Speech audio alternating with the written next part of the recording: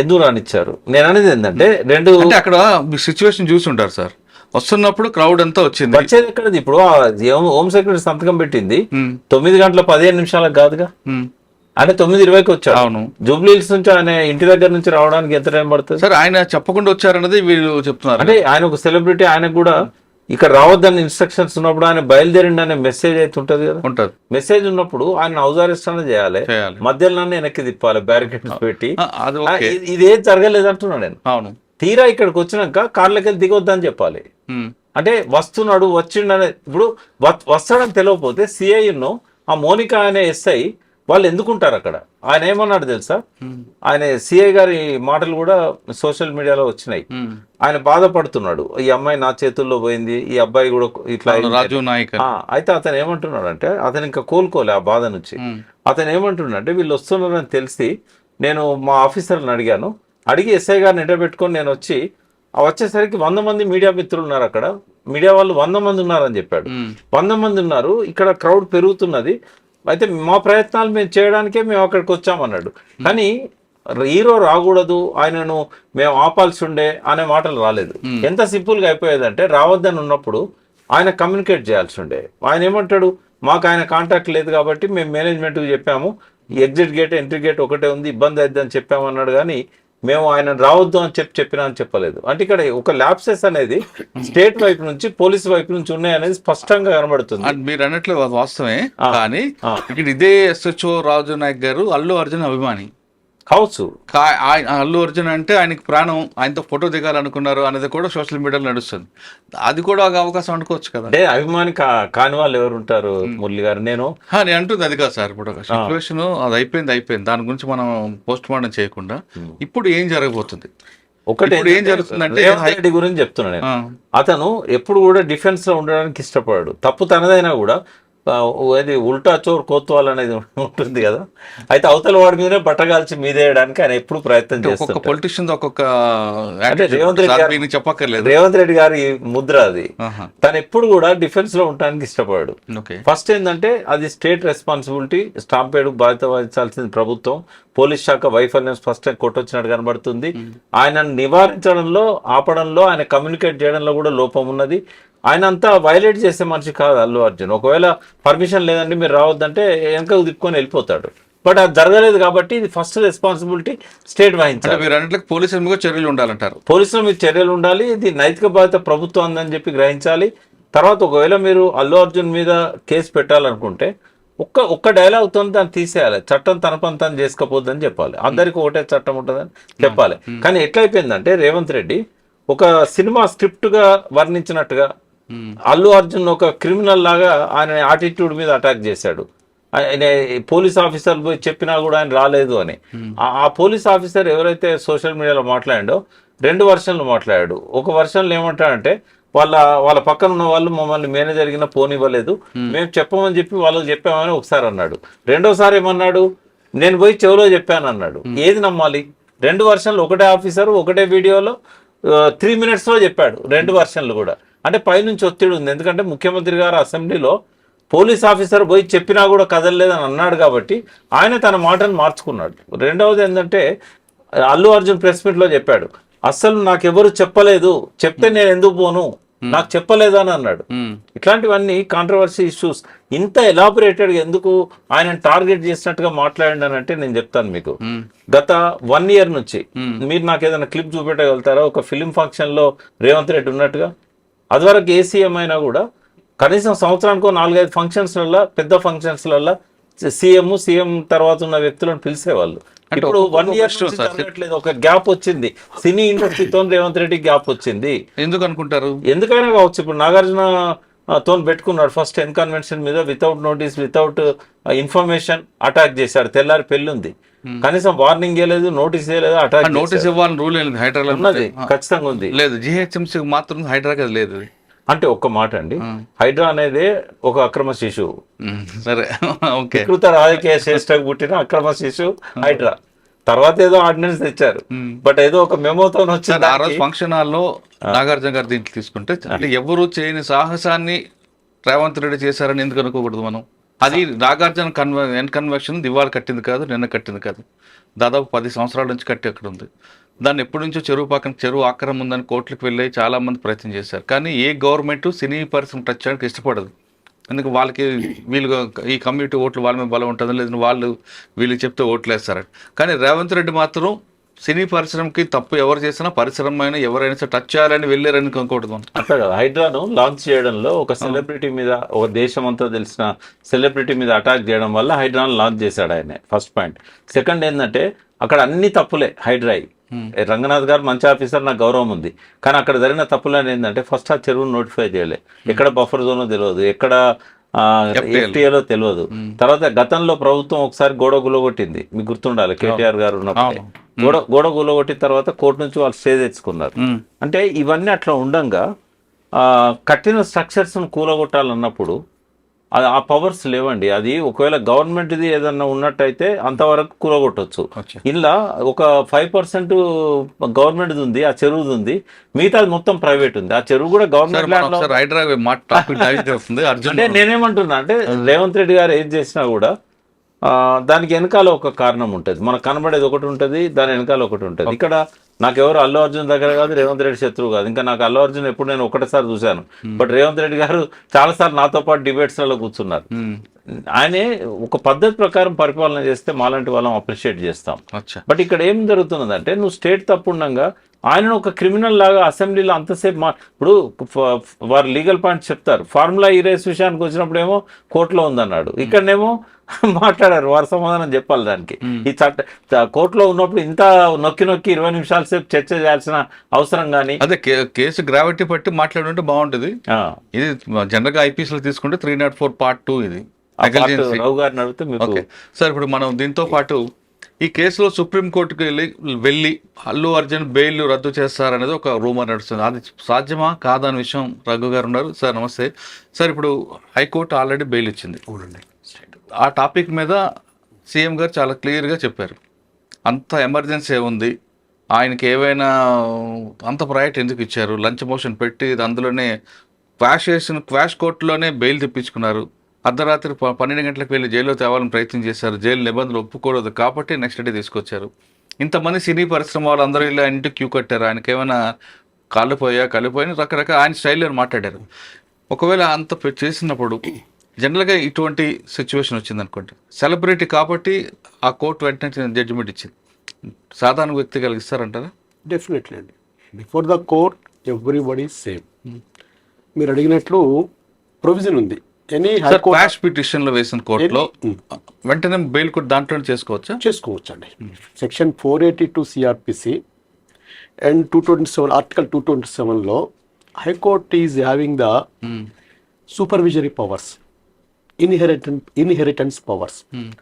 So high court feels if it is necessary, high court can grant the bail. There are so many Supreme Court judgments and as well as this, even Bandi Sanjay case also like that.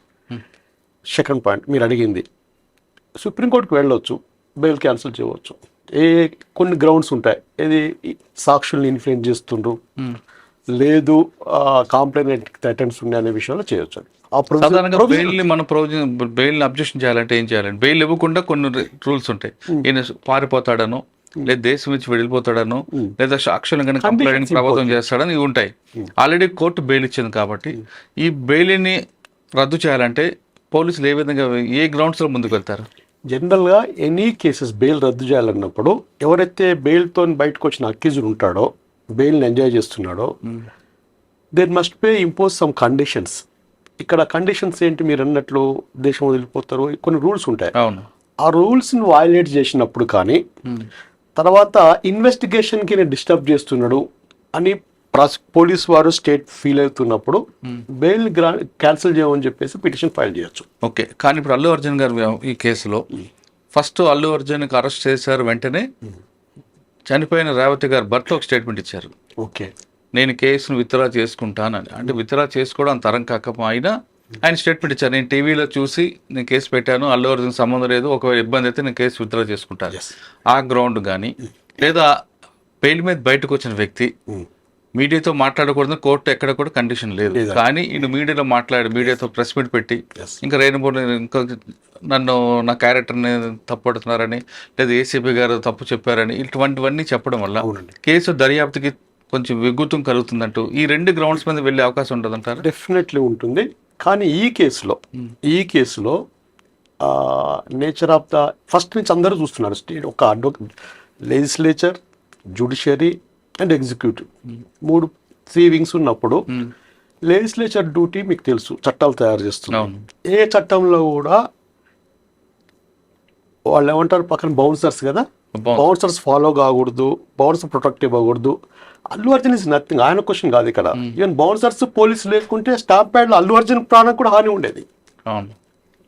Guide lines లా లేదు, legislature ఎక్కడ pass చేయలేదు. నువ్వు సినిమాకి పోవద్దు, ఇంట్లో కూర్చో, you should not maintain the bouncers, ఇంట్లో కూర్చో, ఎక్కడ లేదు. ఫస్ట్ పాయింట్ అది. జ్యుడిషియరీ ఏం చేయాల్సి వస్తుంది? అన్ఫార్చునేట్ థింగ్, ఆమె చనిపోయింది రేవతి గారు. అది ఆ కాంపెన్సేట్స్ ఎవరు చేయలేని పని. అది ఎవరు ఎన్ని కోట్లు ఇచ్చినా కాంపెన్సేట్ చేయలేరు. ఒక ఆయన 25 lakhs అంటాడు, ఒక మంత్రి గారు 25 crores అంటాడు. వాళ్ళ పర్సనల్ ఇంట్రెస్ట్, డబ్బులు ఇచ్చినా కాంపెన్సేట్ చేయలేము. అది చాలా బాధపడాల్సిన విషయం. ఇన్సిడెంట్ జరిగిన తర్వాత then entire matter went in to the court.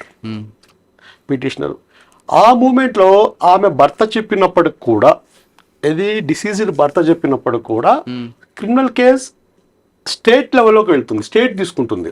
నేను ఈసారి మర్డర్ చేస్తాను, నెక్స్ట్ కాంప్రమైజ్ కాదంటే స్టేట్ నాట్ అగ్రీ. ఇప్పుడు స్టేట్ వర్సెస్ అర్జున్ ఉంది కాబట్టి ఎస్, పీపీ అంటే పబ్లిక్ ప్రాసిక్యూటర్ రిప్రజెంటేషన్ స్టేట్.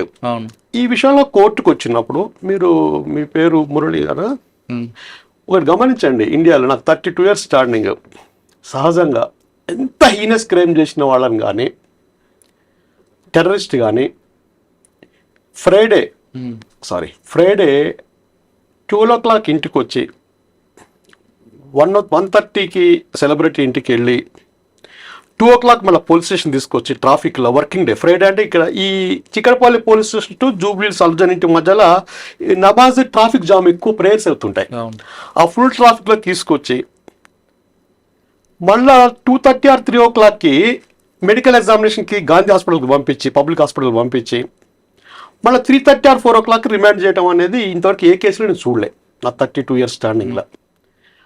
అంటే నేను ఎందుకు చెప్తున్నా నా గురించి అంటే పబ్లిక్లో ఆశ్చర్యం ఉంది. ఇది అంటే సాధారణంగా మీరు అన్నట్లుగా ఒక రిమాండ్ చేయాలంటే తీసుకొచ్చి కూర్చోబెట్టి రిమాండ్ స్టేట్మెంట్ రిపోర్ట్ రాయించి తర్వాత కోర్టు హాస్పిటల్ పంపించి తీసుకొస్తారు ప్రొసీజర్. కానీ ఈ టైంలో ఏమవుతుంటే సార్, టైం ఎక్కువ పడుతుంది కాబట్టి అది సెలబ్రిటీ ఎక్కువ క్రౌడ్ వస్తుందని వెంటనే రిమైండర్ రెడీ చేసుకున్నారు, రాగానే సంతకం నో సెలబ్రిటీ. మరి సెలబ్రిటీ అన్నప్పుడు నువ్వు సినిమా చూడాలన్న సెలబ్రిటీకి సినిమా ఛాన్స్ ఇవ్వనప్పుడు క్వశ్చన్ సార్. ఇప్పుడు ఆయన తీసుకొచ్చారు, ఆ ఇష్యూ జరిగింది, అల్లు అర్జున్ రాకబట్టే ఇక్కడ క్రౌడ్ వచ్చింది, వస్తాడనే విషయం ముందు తెలుసు కాబట్టి వచ్చింది, జరిగింది. ఓకే, నెక్స్ట్ డే సార్ చెప్తున్నట్లుగా జూబ్లీహిల్స్ ఇంటి నుండి చిక్కడపల్లి పోలీస్ స్టేషన్ నుంచి Gandhi hospital Nampally court to Chanchalguda వచ్చాయి. ఇది జరిగింది. ఈ జరిగిల్లో అల్లు అర్జున్ ఫ్యాన్స్ అందరూ కూడా అదే కాన్వాయ్ ఫాలో అవుతూ ఏమైనా యాక్సిడెంట్ జరిగింది అనుకోండి, జరగలేదు, జరగకూడదు కూడా, జరిగింది అనుకోండి, ఇది బ్యాడ్ ఇన్సిడెంట్, అప్పుడు ఎవరు స్టేట్ రెస్పాన్స్ అవుతుందా? అల్లు అర్జున్ అవుతుంది. Same situation happened in the hall cinema theatre also. Same situation happened. He has no motive, not intention to effect to one person death కదా. ఇంటెన్షన్ మోటివ్ లేనప్పుడు యాక్సిడెంట్ 20 years నుంచి ఆ cinema హాల్కి వెళ్తున్నప్పుడు జరగకూడని సంఘటన జరిగినప్పుడు అందరూ బాధపడుతున్నప్పుడు, including police they did well duty in there at that time. బాగా చేశారు వాళ్ళ డ్యూటీ కూడా.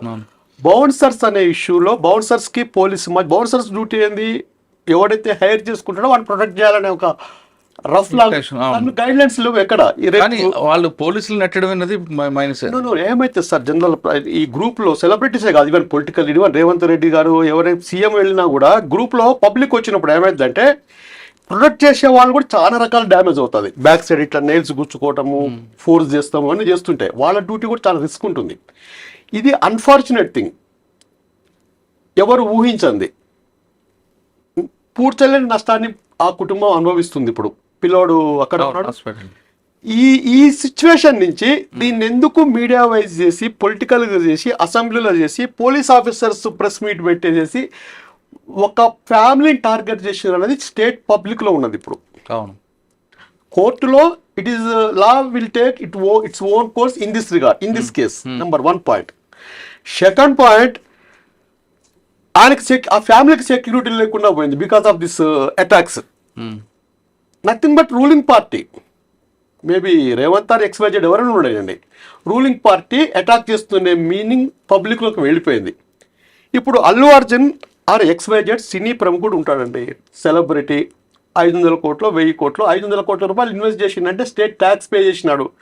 అసలు ప్రీమియర్ షో పర్మిషన్ ఇచ్చింది ఎవరు? స్టేటే కదా. స్టేట్.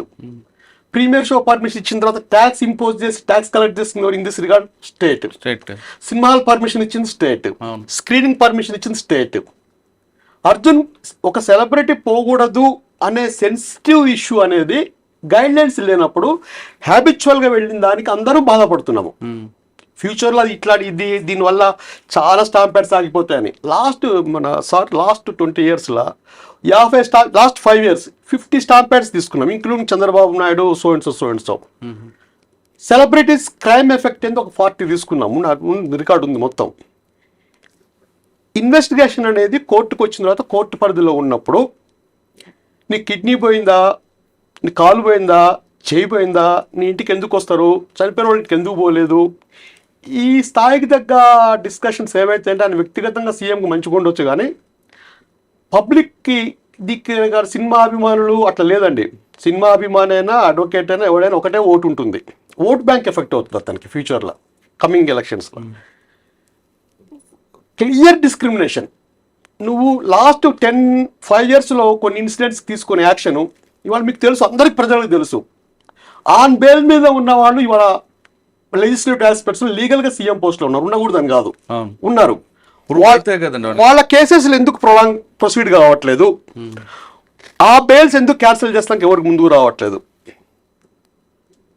ఎవరైనా కానీ సార్ మీద కేసు ఉంటుంది, సార్ సైంటిస్ట్ కావచ్చు, ఇప్పుడు నా మీద కేసు ఏదో కావచ్చు, మా బెయిల్స్ క్యాన్సిల్ చేయనప్పుడు ఈ బెయిల్ క్యాన్సిల్ చేసే అంత అవసరం స్టేట్కి ఎందుకు వచ్చింది? నెంబర్ 1. అంటే ఆయన చేసిన ప్రెస్ మీట్లో ఆయన చెప్పింది ఏంటంటే ఆ పర్సనల్ క్యారెక్టర్, ఒక ఎవరి ప్రొఫెషన్ మీకు ఎట్లా ఎవరి ప్రొఫెషన్కి వాళ్ళ కస్టమర్స్ కానీ వాళ్ళ ఆ ప్రొఫెషన్ని డెవలప్ చేసే వాళ్ళు సినిమా ఫీల్డ్ వాళ్ళకి ఫ్యాన్స్ ఉంటారండి. పర్సనాలిటీ ఇమేజ్ చేస్తే మనిషి చనిపోయినట్టు లెక్క. అతను రాజకీయ నాయకుడికి ఓటు వేయకపోతే వీడు ఎట్లా చనిపోయినట్టు లెక్కనో, అడ్వకేట్ కేసులు కాకుండా ఎట్లా వాడు వేస్ట్ ఆ ప్రొఫెషన్లో. సినిమా యాక్టర్ని టార్గెట్ చేసి ఆ హత్యకు నువ్వే కారణం అని చెప్పేసి, నీ కిడ్నీ పోయిందా ఏం పోయిందా అన్నిటికి ఎందుకు పోతారు అని చెప్పేసి ఇచ్చినప్పుడు, పర్సనల్ ఇమేజ్ దెబ్బతింటున్నప్పుడు నువ్వు చెప్తున్న పోలీసులు చెప్తున్నా నువ్వు వెళ్ళలేదని ఎలిగేషన్ చేసినప్పుడు ఫండమెంటల్ రైట్ రెస్పాన్స్ కావాలి, not against the bail condition. ఆయన హత్య అనలేదు, ఆమె చావుకు కారణం నువ్వు అన్నాడు. దాని అర్థం ఏంటి? 304A ఏంటి? నథింగ్ బట్ కల్పబుల్, ఇది నెగ్లిజెన్సీ, రేషన్ నెగ్లిజెన్సీ. అంటే ఇక్కడ ఒక విషయం సార్, సీఎం గారు ఆ విధంగా పర్సనల్ గా తీసుకోవడం ఎంత తప్పు. సరే ఆయన తీసుకున్నాడు అనుకుందాం, అసెంబ్లీలో చాలా విషయాలు ఉండాల్సింది పోయి ఇది ఒక ఇష్యూని తీసుకొచ్చారు. పబ్లిక్ కి ఇది పెద్ద ఇష్యూ కూడా కాదు, పబ్లిక్ సమస్యలు చాలా ఉన్నాయి. సరే మాట్లాడారు. ఎందుకు మాట్లాడారు అంటే అన్ని ప్రతిపక్షాలతో పాటు సినిమా పరిశ్రమ అందరూ ఆయన టార్గెట్ చేస్తున్నారనడంతో ఆయన ఆవేదన చేసి మాట్లాడారు. ఆయన జరగాల్సింది చేశారు. కానీ దానికి కౌంటర్గా అర్జున్ పెట్టడం, ప్రెస్ మీట్ పెట్టడం, ఇవన్నీ చెప్పడంతోనే దానికి కౌంటర్ మరొక తప్పదు కదా. ఇప్పుడు మురళీధర్ గారు, ఇప్పుడు మీ మీదనే నేను అబద్ధాలు బయట చెప్పాను, ఇమీడియట్ గా మీరు ఏం చేస్తారు? దాన్ని ఖండిస్తారు. ఖండిస్తాం. అసెంబ్లీలో ఆయన చెప్పినవి నిజాలా? ఎందుకంటే పోలీసుల వర్షన్ చూసినప్పుడు రేవంత్ రెడ్డి చెప్పింది పచ్చి అబద్ధం. ఎందుకంటే అతన్ని దగ్గరికే పోనీయలేదు అల్లు అర్జున్ దగ్గరికి పోలీస్ ఆఫీసర్. వీడియోలో కనిపిస్తుంది కదండి ఏమని, నిన్న రిలీజ్ చేసిన వీడియోలో ఏసీపీ డీసీపీ అర్జున్ వెనక్కి పెట్టుకొని తీసుకొస్తున్న వీడియో ఉంది కదా, అది ఉంది. బట్ కూర్చున్న తర్వాత మీరు వెళ్ళిపోండి అని చెప్పడానికి పోయిన్లు. అయితే ఆ వీడియో కూడా ఉంది, త్వరలో రిలీజ్ చేస్తాం. ఒక్క పోతే డీసీపీ పోయి చెప్పిండు, కానీ ఫస్ట్ పోయి ఏసీపీ చెప్పాడు, ఆయన మా వాళ్ళు చెప్పారు, ఆయన కూడా వినలేదు. అంటే డ్రమటైజ్ చేసి, అంటే ఒక ముఖ్యమంత్రి అంత డీప్ గా ఒక టార్గెట్ చేసినట్టుగా అబద్ధాలతోని కథ అల్లి ఇదంతా చెప్పడం వల్ల ఆయన అఫెండ్ అయ్యాడు. ఎందుకంటే కోర్టులో ఫస్ట్ మాట ఏమన్నాడు అర్జున్, ఈ కోర్టులో ఉంది కాబట్టి నేను మాట్లాడకూడదు, నా కోర్టు పట్ల గౌరవం ఉంది, కానీ నా క్యారెక్టర్ అసాసినేషన్ చేసినప్పుడు నేను వాస్తవాలు చెప్పాల్సిన అవసరం ఉంది అని చెప్పాడు. కాబట్టి ఆయన ప్రెస్ మీట్ ను తప్పుపట్టాల్సిన అవసరం లేదు. రెండవది ఆయనకి ఇచ్చిన బెయిల్లో కూడా మీరు ప్రెస్ మీట్లు పెట్టకూడదని కానీ condition లేదు. ఎటువంటి కండిషన్ లేదు. కాకపోతే ఏమన్నారంటే రెగ్యులర్ కోర్టులో మళ్ళీ బెయిల్ తీసుకోండి, ఇది తాత్కాలిక బెయిల్ అని 10 days చెప్పారు. అన్నట్టు. అది తాత్కాలిక బెయిల్ అన్నప్పుడు కోర్టులు ఎప్పుడైనా రద్దు చేయొచ్చు. కానీ వీళ్ళెవరు రద్దు చేయడానికి అప్లికేషన్ పెట్టుకున్నట్టు కూడా ఇప్పటిదాకా ఇన్ఫర్మేషన్ లేదు. సరే, రద్దు చేయాల్సిన అవసరం కూడా లేదు.